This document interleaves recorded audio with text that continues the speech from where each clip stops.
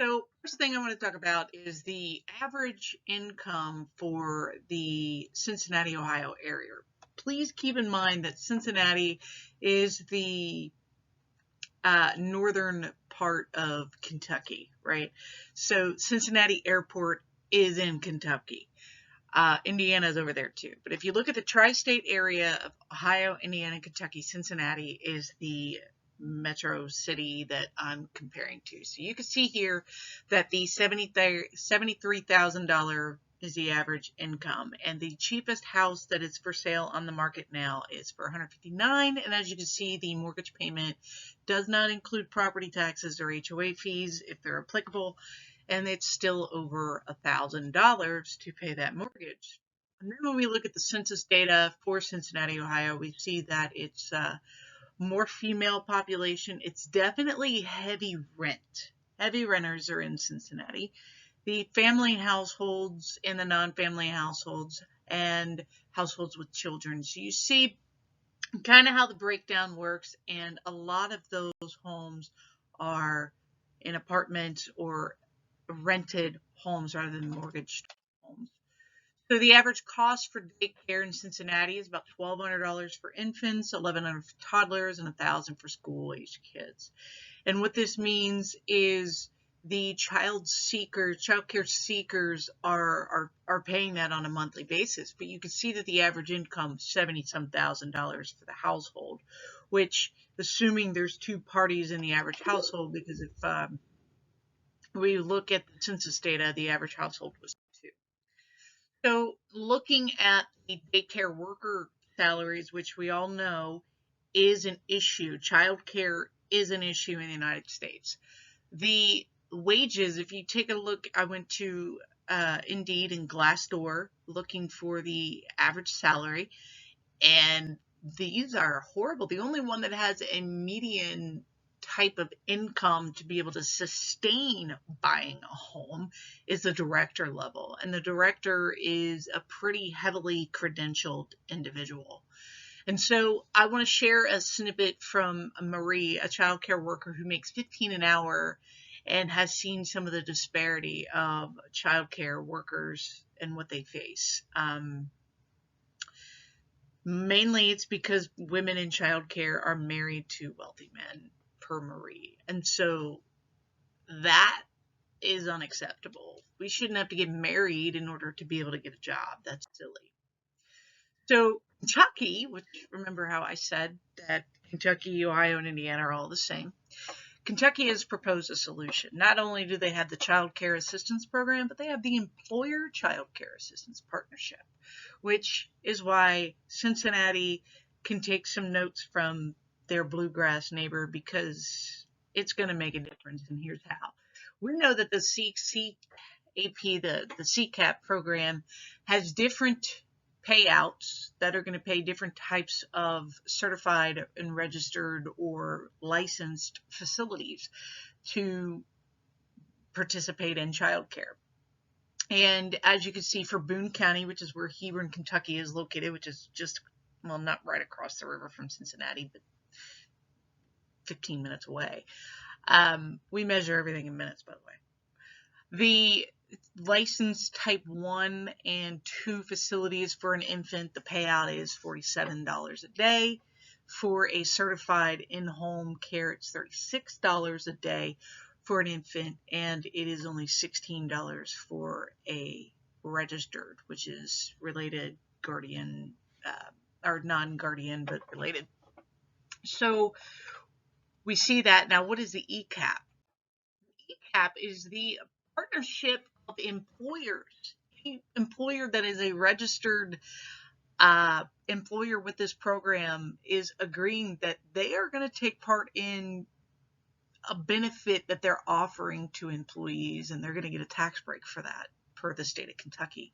To say if it is $1,000 that for the child care service, that the daycare is going to reduce the service by 33%, the employer is going to provide 33% of the cost, and the employee is going to provide 33% of the cost.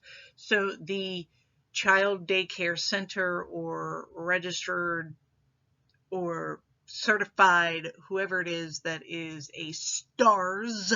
You have to have that qualification and be part of the STARS program as the daycare provider.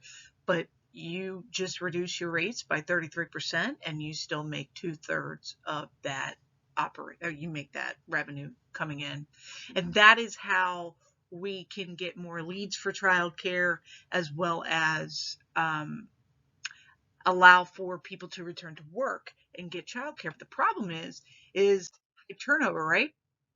So before we get into that, we're going to talk about the type 1, type 2 centers and homes, and then the certified home, and then the registered home. We're going to touch on that very briefly because the type 1 is a center. That's the daycare center that you know all about. The type 2 home is essentially a zoned conditional use home, a residence on a street that has been through town hall meeting. They put signs in the yard for people to come and make a case for or against because of more traffic or louder noises, etc., etc. There's still a cap on the amount of children allowed to be in that facility, in that type 2 home. Now, a certified home is a little different with a lot less zoning regulations. In the state of Kentucky, you can have 6 unrelated children and 4 related children for a total of 10 children all day. And the registered home is just children you're related to, but you're not their guardians. So EC Learn is here to provide enhanced child care referrals. So EC Learn has partnered with the Family Child Care Network of Kentucky, which means that if you need child care and you don't want to be on the phone calling all these different facilities to try to find out which one's going to be the best fit for you, EC Learn has partnered in our area with the major Kentucky Family Child Care Network of Kentucky. And so one of the things that they do is not only find the different child care facilities, but they'll actually help you start your own in-home certified daycare. And they provide a step-by-step guidance on the certification of family child care homes, and they follow with that 922 KAR 2 100 reg. And here's an example of an email that I received from the EC Learn program, step by step. Each one of those documents, there were like 4. You could see the cursor over on the side that the attachments keeps going. And it was a copy of the regulations. It was different policies and procedures that, as an example to use, different toys, different lesson plans, really everything in a really holistic and comprehensive, and it's free. It's free. They want to help you to get certified so that they can refer you and give you leads to help your small business and also help provide childcare, very needed childcare. They also have referred us to the grant that the state of Kentucky is offering for the community-based services. And right now, through the end of December 31st, rumor has it they're going to extend it, that you can get a $5,000 startup grant for your certified in-home daycare. Now, I just bought everything for my home to have the certified daycare, and holy cow, it really stretches it out, and you can have a wonderful quality in-home daycare with that $5,000. So being able to make this happen is a possibility. So why Kindertykes? Here's where I want to share with you the work. I've already done the work. I know of the $5,000 how to make that stretch for you. You want to work from home with your kids? Do it. You can have 4 of the children that you're related to. You want to be a stay-at-home mom and make some money that actually gives you vacation, retirement, and those types of benefits, and a livable wage. Let's do it. Let's absolutely do it. You can do it as a W-2 employee working for Kindertykes, or if you want to try your hand in being a 1099 contractor with us, do it. We'll provide you the policies and procedures, the branding, the logo. We'll get you your emails. You can still work under the Kindertykes umbrella, but you set your own rates. You set your own hours. You run your business the way you see fit. You just have to follow the state regulated guidelines and the curriculum that we set forth for you. Look at it like running your own Little Caesars. You still have to follow the rules and operations of the Little Caesars brand, but in your jurisdiction, you can run it the way that's best fit for you. And the other added asset of Tykes for child care seekers is that not only is the state going to be able to come in and audit on random, but the state's stretched pretty thin. But we at Tykes are going to audit our own facilities to ensure that the quality is there. We have to maintain a safe and enriching environment for children. And we have smaller classroom sizes here in the state of Kentucky because we can have 6 unrelated children. So if you don't have any kids and you're a provider, you can have 6 kids there.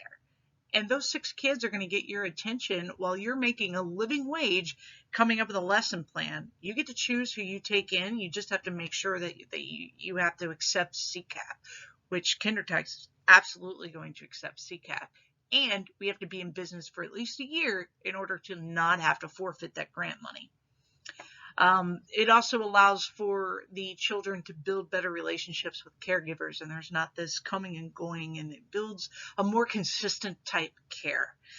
There's a reduced amount of turnover because you're in your own home, you're raising your own kids, you're making money, you have a break, and we can provide a helper for you to come in and be like that floater helper. We could pay them a little more. We could pay them a teacher salary rather than a floater salary. And the reason we would still only pay about $13 an hour is because, unfortunately, when dealing with poverty, we have to battle the cliff effect. And those that are on government subsidies, we don't want to make sure that they get kicked off. We don't want to ramp them from poverty into something higher, and then in the meantime they lose housing, they lose food, and then they're homeless because they can't afford anything because it's all eaten up. There's a lot more hidden cost involved in just paying them a higher salary because it's not a living wage. So we have to navigate that properly to make sure that we don't lose people in the process of helping navigate out of poverty. So to kind of pull all this together with Tykes and how Tykes would work, because this type of model doesn't exist, especially not for in-home care. My background is from logistics and supply chain and distribution. I was a freight broker, and I've advised several small trucking companies as well as being an international logistics manager in addition to a freight broker. So we're going to look at this the same way that I would look at a trucking company. And if you can imagine, the trucking company is Tykes, right? And a trucking company can employ drivers as W-2 and provide the equipment, provide everything that they need in order to operate as a driver for the business. However, the driver still has to maintain their own CDL, just like the certified home provider has to maintain good standing with the state. They can also be 1099 contractors and independent owner operators to where that trucker can lease the equipment, pay the bill on the equipment, but run and accept loads and businesses that they want to do. Same with the Tykes owner operator, where they can decide what days of the week they want to work on. They can decide their own salary. They can decide anything they want because they are their own small business. The big thing is they have to maintain adherence to the state and the state regulations and pass our own quality checks and make sure they're teaching the same type of curriculum, using the same type of equipment, and everything is a quality and service level that the caregivers have come, or the care seekers are looking for. So it takes a village to raise your child. Why not be in the happiest one? And that's what I mean. The morale is going to go up both sides, in addition to the overall admin of the management of the day-to-day businesses. If we have people that just want to stay home and take care of their kids and other people's children while also making a pretty substantial wage for the area as a single income home, we can do this. You can also be renting your own home, and we can talk to the landlord for you, because you have to have your own general liability policy to run this business that as a W-2 employee we would pay for But as a 1099 contractor, you would pay for it. Regardless, it still has to be there so that the landlord doesn't take on any of that risk. Secondly, it's a guaranteed rent payment every month, and it's going to be on time because our customers are going to pay on time, and it's just everybody's going to be happier, right? And kids feed off that, because when we look at the village and we start looking at our friends and our neighbors, let's come together and fix this this child care crisis so that we can all just be a better village together.